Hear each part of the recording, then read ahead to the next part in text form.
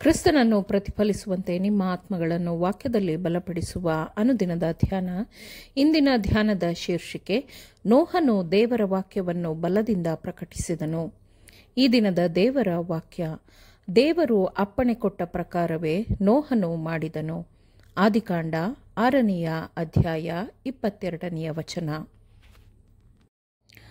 ಪಾಪ ಮತ್ತು ಸೈತಾನನು ಯಾವಾಗಲೂ ಜಯಿಸಬಾರದು, ದೇವರಿಗೆ ಭಯಪಡುವವರಿಗೆ ಜಯವಿರಬೇಕಿತ್ತು ಎಂದು ಆದಾಮನಿಗೆ ಹೇಳಿದ ಮಾತುಗಳನ್ನು ನೋಹನು ಜ್ಞಾಪಕ ಮಾಡಿಕೊಂಡು ಪಠಿಸಿದನು.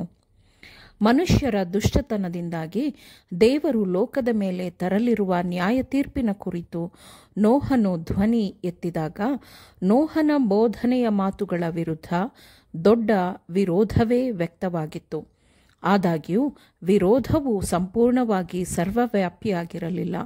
ಯಾಕೆಂದರೆ ಕೆಲವರು ನೋಹನ ಸಂದೇಶವನ್ನು ನಂಬಿದರು ಮತ್ತು ಎಚ್ಚರಿಕೆಗಳನ್ನು ಉತ್ಸಾಹದಿಂದ ಮತ್ತೆ ಮತ್ತೆ ಹೇಳುತ್ತಿದ್ದರು. ಆದರೆ ನೋಹನ ಸಂದೇಶವನ್ನು ಎದುರಿಸಬಹುದಾದ ವಾದಗಳನ್ನು ಮಂಡಿಸಲು ಬುದ್ಧಿವಂತರೆಂದು ಆ ಸಮಯದಲ್ಲಿ ಪರಿಗಣಿಸಲ್ಪಟ್ಟ ಮನುಷ್ಯರನ್ನು ಹುಡುಕಲಾಯಿತು ಮತ್ತು ವಾದಗಳನ್ನು ಮಂಡಿಸಬೇಕೆಂದು ಅವರಿಗೆ ಹೇಳಲಾಯಿತು. ಮತ್ತು ಲೋಕವು ದುಷ್ಟ ರಾಜಕುಮಾರನೊಂದಿಗೆ ಹೋರಾಟದಲ್ಲಿರದೆ ಶಾಂತಿಯಿಂದ ಇದ್ದದ್ದರಿಂದ ಕರ್ತನು ಹೀಗೆ ಹೇಳುತ್ತಾನೆ ಎಂಬ ಎಚ್ಚರಿಕೆಯ ಮಾತಿಗೆ ಕಿವಿಗೊಡದೆ ಅದನ್ನು ಬದಿಗಿಟ್ಟು ಅದಕ್ಕೆ ಎಂತಹ ನೆಪವನ್ನಾದರೂ ಕೊಡುವುದಕ್ಕೆ ಸಿದ್ಧರಿದ್ದರು. ಮತ್ತು ಪ್ರಕೃತಿಯ ಶಕ್ತಿಗಳಲ್ಲಿ ನೋಹನು ಹೇಳುತ್ತಿರುವಂತೆ ನಡೆಯುತ್ತಿರುವ ಯಾವ ಬದಲಾವಣೆಯೂ ಇಲ್ಲ. ಅಂತಹ ಬದಲಾವಣೆಯು ಅಸಾಧ್ಯ ಎಂದು ಆ ಕಾಲದ ತತ್ವಜ್ಞಾನಿಗಳು ಹೇಳುತ್ತಿದ್ದ ಮಾತುಗಳನ್ನು ಕೇಳಲು ಅವರು ಬಿದ್ದುಹೋದ ಮನುಷ್ಯರು ಮತ್ತು ಬಿದ್ದುಹೋದ ದೂತರ ನಡುವೆ ಯಾವುದೇ ದ್ವೇಷವಿರಲಿಲ್ಲ. ಆದರೆ ಇಬ್ಬರೂ ಧರ್ಮಭ್ರಷ್ಟತೆಯ ಕಾರಣದಿಂದ ದುಷ್ಟರಾಗಿದ್ದರು ಮತ್ತು ದುಷ್ಟತನವು ಎಲ್ಲಿ ನೆಲೆಸಿದ್ದರೂ ಅದು ದೇವರ ವಿರುದ್ಧವಿರುವವರೊಂದಿಗೆ ಮೈತ್ರಿ ಮಾಡಿಕೊಂಡಿರುತ್ತದೆ ಮತ್ತು ದೇವರನ್ನು ಸಿಂಹಾಸನದಿಂದ ಕೆಳಗಿಳಿಸಬೇಕು ಎಂದು ಬಿದ್ದುಹೋದ ದೂತರು ಮತ್ತು ಬಿದ್ದುಹೋದ ಮನುಷ್ಯರು ಒಂದಾಗಿದ್ದರು. ವಿಜ್ಞಾನ ಮತ್ತು ಪ್ರಕೃತಿಯ ಸ್ಥಿರವಾದ ನಿಯಮಗಳ ಬಗ್ಗೆ ಮಾತನಾಡುತ್ತಿದ್ದ ಲೋಕದ ವಿಜ್ಞಾನಿಗಳು ಈ ಪ್ರಕೃತಿಯ ನಿಯಮದಲ್ಲಿ ಯಾವುದೇ ವ್ಯತ್ಯಾಸವಿರುವುದಿಲ್ಲ ಮತ್ತು ನೋಹನ ಸಂದೇಶವು ಸತ್ಯವಾಗಿರಲು ಸಾಧ್ಯವಿಲ್ಲ ಎಂದು ಹೇಳುತ್ತಿದ್ದರು.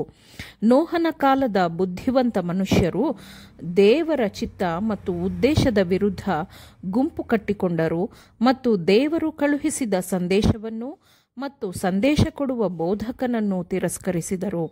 ಆ ತತ್ವಶಾಸ್ತ್ರಗಳನ್ನು ವಿರೋಧಿಸಲು ಅಥವಾ ವಿಜ್ಞಾನ ಮಂಡನೆ ಮಾಡುತ್ತಿದ್ದದ್ದನ್ನು ನಿರಾಕರಿಸಲು ನೋಹನಿಗೆ ಸಾಧ್ಯವಾಗಲಿಲ್ಲ.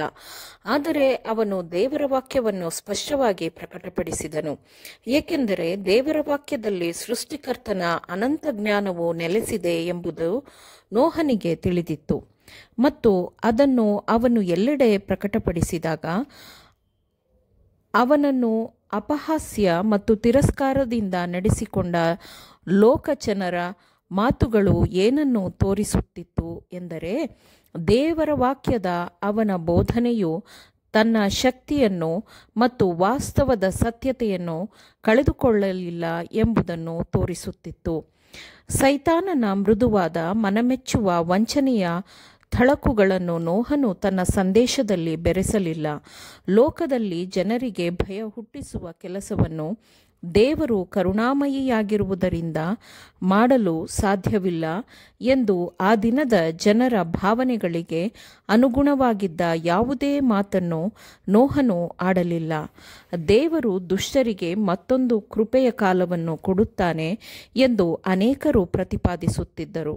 ಆದರೆ ಪ್ರಸ್ತುತವಿದ್ದ ಅವಕಾಶವನ್ನು ಮತ್ತು ಪ್ರಸ್ತುತವಿದ್ದ ಸಂದೇಶವನ್ನು ನಿರ್ಲಕ್ಷಿಸಿ ತಿರಸ್ಕರಿಸಿದವರಿಗೆ ರಕ್ಷಣೆಯ ಮತ್ತೊಂದು ಅವಕಾಶ ದೊರೆಯುತ್ತದೆ ಎಂಬ ಸುಳ್ಳು ಭರವಸೆಯನ್ನು ಜನರಲ್ಲಿ ನೋಹನು ಮೂಡಿಸಲಿಲ್ಲ. ಅವನಿಗೆ ದೇವರ ಶಕ್ತಿ ಏನೆಂದು ತಿಳಿದಿತ್ತು ಮತ್ತು ದೇವರು ತನ್ನ ಮಾತನ್ನು ಖಂಡಿತವಾಗಿ ನೆರವೇರಿಸುತ್ತಾನೆ ಎಂದು ನೋಹನು ಅರಿತುಕೊಂಡಿದ್ದನು. ಅವನಿಗೆ ದೇವರ ಮೇಲಿದ್ದ ಭಯಭಕ್ತಿಯು ಕಡಿಮೆಯಾಗಲಿಲ್ಲ. ಅದು ದೇವರಿಂದ ಬೇರ್ಪಡಲಿಲ್ಲ, ಆದರೆ ಅದು ಅವನನ್ನು ದೇವರ ಹತ್ತಿರಕ್ಕೆ ಸೆಳೆಯಿತು. ಆತ್ಮವು ಶ್ರದ್ಧಾಪೂರ್ವಕ ಪ್ರಾರ್ಥನೆಯಲ್ಲಿ ತೊಡಗುವಂತೆ ಅದು ನಡೆಸಿತು. ಆಮೇನ್. ದೇವರ ವಾಕ್ಯಗಳನ್ನು ಶ್ರದ್ಧೆಯಿಂದ ಆಲಿಸುವವರು ಮಾತ್ರವೇ ಆಗಿರದೆ ಪಾಲಿಸುವವರೂ ಆಗಬೇಕೆಂದು ನಿಮ್ಮನ್ನು ಉತ್ತೇಜಿಸುತ್ತೇನೆ. ಪರಿಶುದ್ಧಾತ್ಮನ ಸಹಾಯದಿಂದ ಆಲಿಸಿದ ನಿಮ್ಮೆಲ್ಲರಿಗೂ ಧನ್ಯವಾದಗಳು. ಮತ್ತೆ ದೈನಂದಿನ ಧ್ಯಾನಕ್ಕಾಗಿ ನಾಳೆ ಸಂಧಿಸೋಣ. ಆಮೇನ್.